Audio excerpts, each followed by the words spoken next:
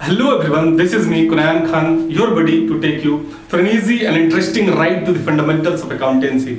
So today I am here to discuss on need, definition and the process of accountancy in details. So let's begin the session.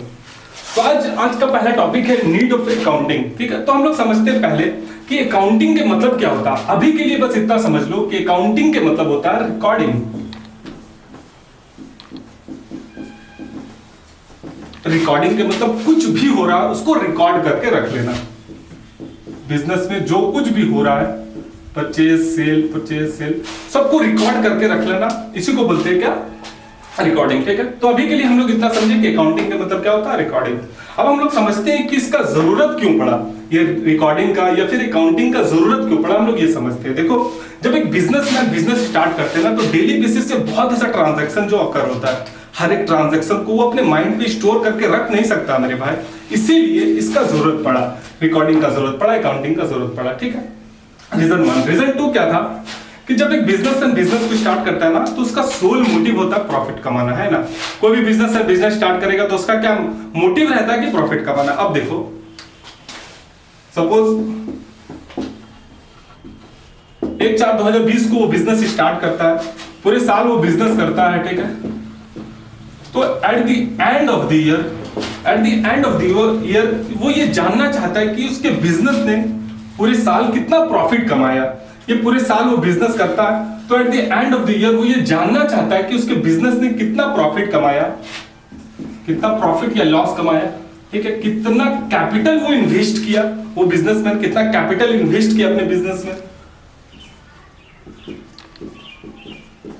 कितना liability arise हुआ। ठीक है,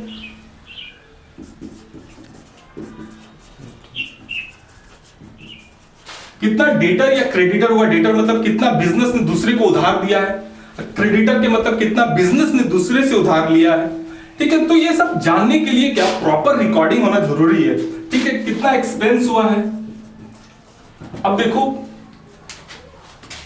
पर daily basis में day wise उसको record करना होता है कि आज इतना एक्सपेंस हुआ है, कल इतना एक्सपेंस होगा। तो पूरे साल का वो तभी जान पाएगा जब वो प्रॉपर रिकॉर्ड करेगा, तो इसीलिए अकाउंटिंग का जरूरत पड़ा हम लोग को। ठीक है, furthermore he can ascertain the financial position of the business। मेरा बिजनेस कहां पे स्टैंड करता है, किस पोजीशन पे है, वो कहां से पता चलेगा। जब तक हम प्रॉपर रिकॉर्ड ही नहीं करेंगे तो पता नहीं चलेगा। तो ओवरऑल इसीलिए जरूरत पड़ा अकाउंटिंग का। तो हम लोग आज का दूसरा टॉपिक पढ़ते हैं, डेफिनेशन ऑफ अकाउंटेंसी। ठीक है,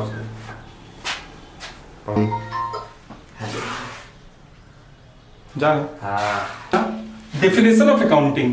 ठीक है, तो देखो ये डेफिनेशन जो है ना, ये दिया गया है American institute of certified public accountant. ये डेफिनेशन किसके द्वारा दिया गया है, American institute of certified public accountant. तो ये है क्या, जैसे अपने इंडिया का चार्टर्ड अकाउंटेंट है ना, सीए होता है ना अपने इंडिया का जैसे चार्टर्ड अकाउंटेंट होता है ना, उसी तरह ये अमेरिका का चार्टर्ड अकाउंटेंट है। ठीक है, इसी के द्वारा ये डेफिनेशन दिया गया है। तो क्या है डेफिनेशन, हम लोग समझते हैं। देखो, ये डेफिनेशन का हम लोग क्या करते हैं, पोस्टमार्टम करते हैं, समझते हैं आसान से। देखो, अकाउंटिंग के मतलब तो अभी समझ में आ गया होगा कि रिकॉर्डिंग होता है। ठीक है, तो अकाउंटिंग क्या है, accounting is an art. Accounting क्या है, कला है। तो हम लोग क्या बनने वाले हैं, कलाकार बनने वाले। ठीक है, तो अब हम लोग को इंपॉर्टेंट ये है समझना कि किस चीज का कलाकार बनने वाले हम लोग। ठीक है, समझते हैं हम लोग कि किस चीज का कलाकार बनने वाले। तो अकाउंटिंग क्या है, आर्ट है। Accounting is an art of recording. Accounting art है किस चीज का, रिकॉर्डिंग आर्ट है। रिकॉर्डिंग मतलब कुछ भी हो रहा है बिजनेस में उसको रिकॉर्ड कर लो। हम लोग अभी दो ही एग्जांपल लेते हैं, एक परचेज का और एक सेल का। हम लोग कोई चीज बिजनेस से लिए, मतलब बाहर से लिए और दूसरी जगह बेच दिए। ठीक है, अभी हम लोग इतना ही समझते हैं रिकॉर्डिंग के मतलब।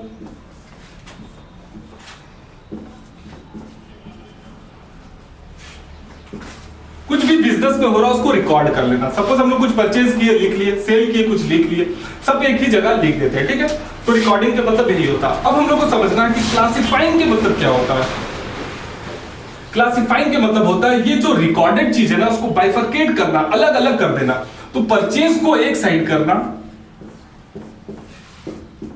परचेज को एक साइड करना और सेल को एक साइड करना, इसको क्या बोलते हैं, क्लासिफाइंग बोलते हैं। मतलब दोनों को अलग अलग कर देना, इसी को क्या बोलते हैं, क्लासिफाई करना।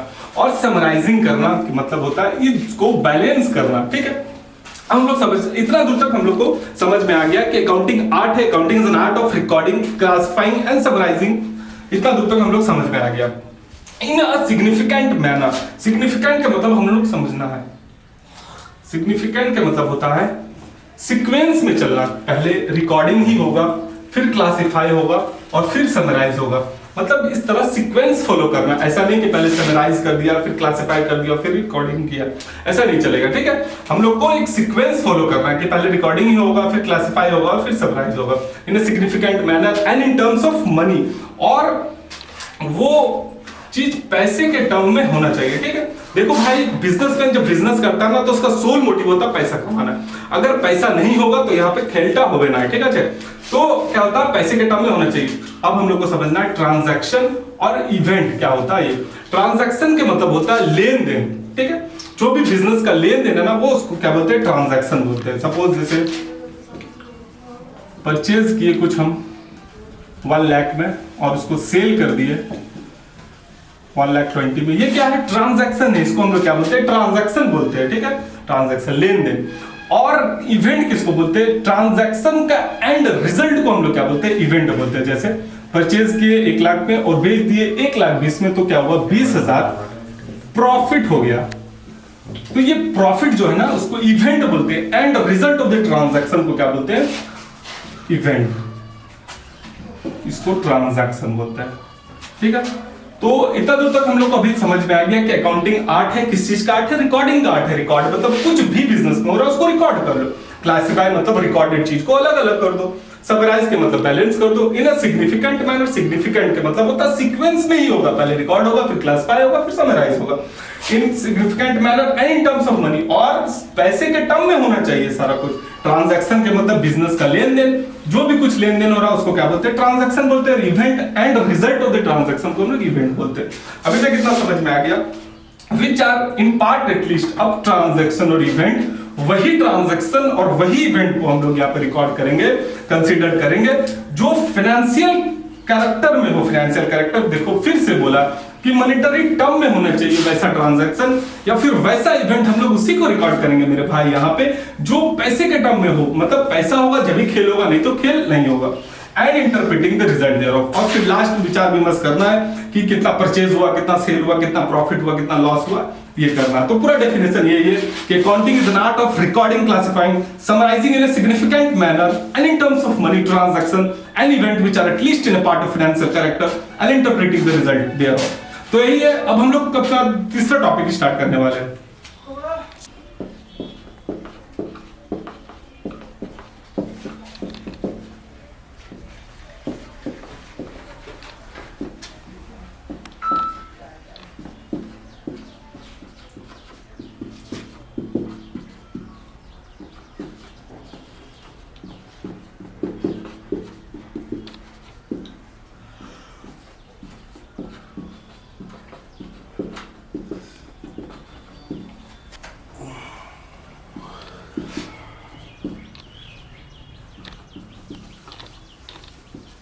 देखिए सिमिट्री, देखिए इसको 50,000 खर्च है, हम ही लोग सब हम भी लोग बनाए थे सारी के लिए।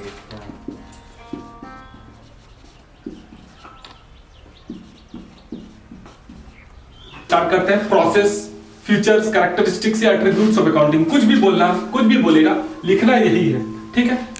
तो क्या होता है हम लोग समझते हैं। देखो, पहला प्रोसेस या कैरेक्टरिस्टिक्स या फीचर्स ऑफ अकाउंटिंग क्या होता है, आइडेंटिफाई करना बिजनेस ट्रांजैक्शन को।